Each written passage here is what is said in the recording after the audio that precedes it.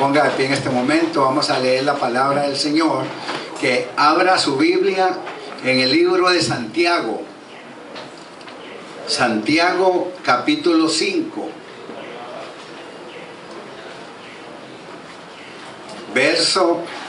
Vamos a leer del verso 13 al verso 18. Gloria al Señor. Santiago 5, del verso 13 al 18. Y así dice la palabra del Señor. ¿Está alguno entre vosotros afligido? Haga oración. ¿Está alguno alegre? Cante alabanzas. ¿Está alguno enfermo entre vosotros? Llame a los ancianos de la iglesia y oren por él, ungiéndole con aceite en el nombre del Señor. Y la oración de fe salvará al enfermo, y el Señor lo levantará, y si hubiere cometido pecado, le serán perdonados.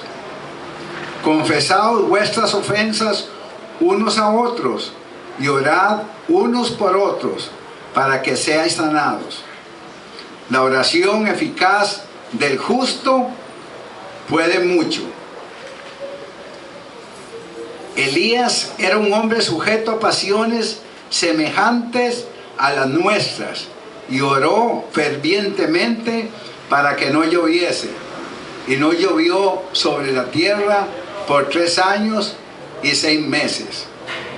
Y otra vez oró, y el cielo dio lluvia, y la tierra produjo frutos.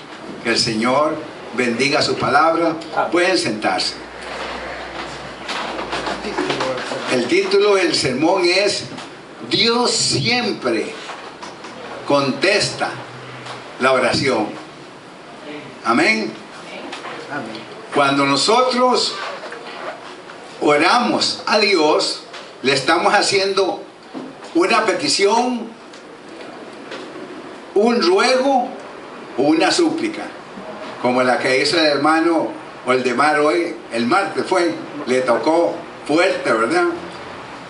Que la presa, Señor, que el choque, Señor, que el problema ya, y ya oímos, dobló su cabeza, dobló rodilla y clamó a Dios.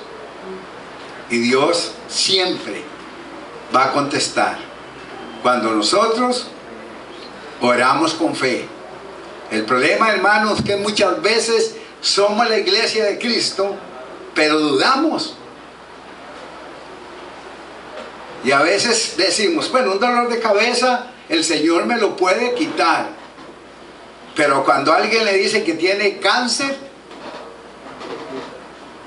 la mayoría de las veces solo el hecho de oír la palabra cáncer hace que la gente se empiece a morir antes de tiempo. Porque lo peor que nos pasa al hombre es el miedo, el temor. Por eso el Salmo 27 dice: no tema tu corazón, ni tenga miedo. Porque, hermanos, el miedo es lo que lleva a muchas personas a la tumba. Los lleva a la muerte, los lleva al suicidio, los lleva a pensar que lo que tiene, a veces es un dolor de estómago, comió mucho chicharrón y le duele el estómago, y dice: ¿será que tengo cáncer?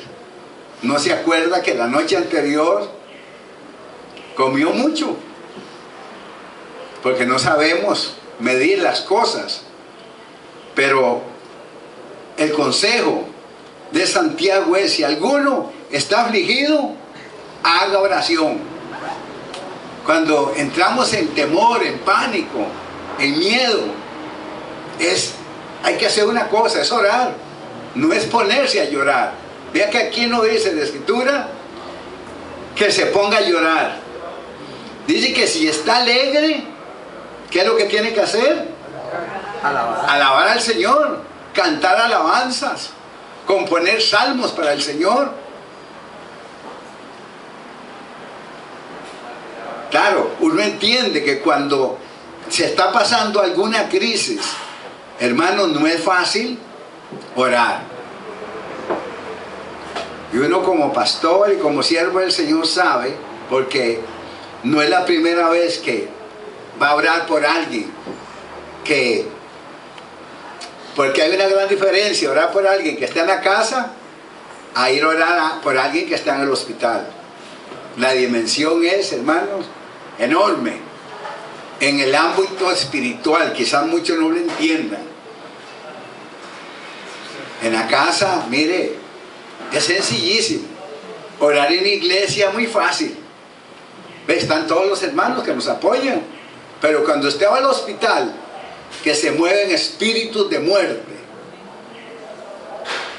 y que si el Señor quiere, le muestra a uno ahí lo que está en las camas. Y uno sabe lo que tiene aquel hombre o aquella mujer. Pero no muchos quieren que uno ore. Pero cuando se va a orar y nos enfrentamos a un espíritu de muerte que está ahí, es duro. Es duro porque el enemigo busca venganza. Busca desánimo. Me contaban de ese pastor que está viviendo la crisis. Está deprimido. ¿Y cómo?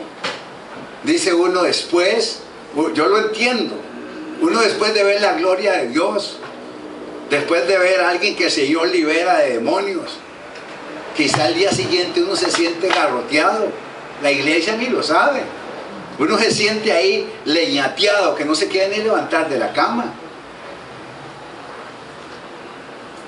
Y ese siervo del Señor, después de haber visto la gloria del Señor, el enemigo vino y lo agarró y lo deprimió, y lo sentó y lo metió en una cama. Porque Satanás vino a robar, vino a matar y vino a destruir. Así que uno, mire, hay que estar orando por la gente que va a los hospitales, por la gente que Dios le da ministerios para orar. En la cárcel, uno dice, en la cárcel hay bocones, hablan demasiado, hay endemoniados, pero hay una gran diferencia entre endemoniados y espíritus de muerte. Y de ahí que los que van a orar por los enfermos necesitan protección de la iglesia. Los que van a un hospital a orar tienen que estar pidiendo a la iglesia, estén orando, porque de repente pueden orar por alguien que tiene un dolor y cuando salen del hospital el dolor se lo traen ellos. ¿Cuántos dicen amén? Gente que sabe de lo que estoy hablando. Esto no es, mire, y de ahí es donde uno, el Señor le da herramientas para ir adelante, limpiándose, fortaleciéndose en el Señor y echando las cargas en el Señor y dejando la gloria toda del Señor. Nunca los siervos tomamos, pero ni una milésima de la gloria del Señor, porque no la aguantamos. A Él le pertenece toda la honra y la gloria. Pero por eso les digo, no es fácil orar, o el que tiene el problema, el que está enfermo, se le olvida orar. El enemigo lo bloquea, y puede ser cristiano, puede ser pastor, pero ahí cambia el ambiente y Satanás hoy le dice, ahora sí, estás en mis manos. Aquí entraste, sabes que el día que entraste, pero no sabes el día que vas a salir de aquí. Y vas a salir para la tumba. Y quizá la misma noche que está ahí en el hospital, se muere el compañero que está a la par. Y entonces usted cree que está muy alegre. Hermanos, entran en pánico, entran en miedo, entran en temor. Y se ponen a pensar, ¿seré yo el que sigo? Nada más, porque de lo demás no puede, no tiene las fuerzas para orar. La Biblia nos enseña un caso, ¿recuerdan? La hija de Jairo, una niña que todos decían está muerta, y este hombre buscó a Jesús ahí donde iba, en medio de, viendo la gloria del Señor y orando por los enfermos, y cuando llegó a la casa le dijeron, ahí, la gente que estaba, ella está muerta. Y dice que Jesús sacó a los de la casa y a todo el mundo. Ella no está muerta, solamente duerme. Y cuando llegó le dijo, levántate, talita cumi, levántate. Y todos sabemos lo que pasó con la niña. Pero era Jesús. Uno dice, bueno, era Jesús. Pero él mismo dijo que usted y yo podíamos hacer cosas mayores que las que él hizo. El problema es si le vamos a creer al Señor en un momento, en una circunstancia que tenemos el poder, ya Él lo declaró. Ahora es nosotros creerle al Señor. Creerle que en una enfermedad como la que vivió el hermano Fernando, que el Señor lo iba a sacar. Y lo declaramos. Y estuvimos aquí declarando jueves, domingo, orando. Señor, dándonos visión, como es ese día. La gente, yo recuerdo haber visto caras así asustadas. ¿Cómo? Si nos habían dicho que estaba cuidados intensivos, como inconsciente, porque así pasó inconsciente. Pero, hermanos, el Señor estaba haciendo algo especial. Y ahí está, ahí hemos oído el testimonio. Yo solo espero oír el domingo que ya el Señor le devuelva la voz a él. Quizás será dentro de un mes, que él venga y él va a saber la palabra que el Señor le está dando.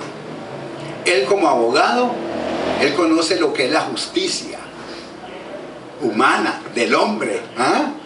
¿No es así, hermana? Usted como colega también, como abogada, sabe lo que es la justicia. Ahora, la justicia de Dios es otra cosa. Y el Señor va a usar un abogado y decir, quiero que le digas a la iglesia, quiero que salgas y prediques de qué es la justicia que yo quiero, y no la justicia que se mueve en los tribunales y que se mueve en este mundo. La justicia de este mundo, nada que ver con la justicia de Dios. Y si Dios lo agarró, mire, Dios nos agarra. De repente uno no quiere ser predicador y un día lo agarra el Señor y le dice, vas a predicar. ¿Cómo, Señor? Si vas, y lo agarra, lo entrena, lo prepara y le dice, vamos. Fernando, cuando él dio testimonio de que se había pensionado, dijo, hermano, me pensioné, vaya a ver qué es lo que quiere el Señor. Lo dijo un domingo y 8 días después estaba entrando al hospital con todo ese panorama difícil. Y sabemos que no uno, sino muchos médicos amigos, cuando les conté, vieras que un hermano, ay hermano, qué duro es, el que entra en eso nunca sale vivo. Mi hijo, que anduvo estudiando medicina con 3 años, no era mucho, pero ya habían visto, dice, papi, ahora se le empieza a complicar esto, el otro, ustedes oyeron el vaso, lo del estómago, lo del corazón, la diálisis que tuvieron que ponerle, neumonía, o sea, vino un cuadro increíble. Paro, 3, se le dan 3 úlceras. Sí, era, mire, nada más que cuando llegaba y lo veía, le decía, Señor, ¿qué? Dale la mano. Y le dejaba la mano y él me movía la mano, ahí inconsciente. Yo no, seguro él ni cuenta se dio cuántas veces fui. Pero hermanos, podemos ver, yo les he contado a la iglesia, ver la gloria de Dios, como las máquinas, recuerda que un día empezó a hacer ruido y llegaron los médicos, las enfermeras, ¿qué pasó? Porque yo estaba orando y decía al Señor, fortalece este corazón. Mira, Señor, cuando le dio el paro y la máquina que le tenían, mire, tiró todo y empezó a hacer un escándalo. Y entonces el Señor, en medio de eso, cambia la oración. Y ahí dándole gracias al Señor por los médicos, por las enfermeras, por los que entraban. Pero hermanos, el Señor, cuando dice, quiero hacer algo, Él lo hace. ¿Quién podrá estorbar la obra del Señor? O cuando Dios quiere hacer algo, nadie. Porque Él es poderoso.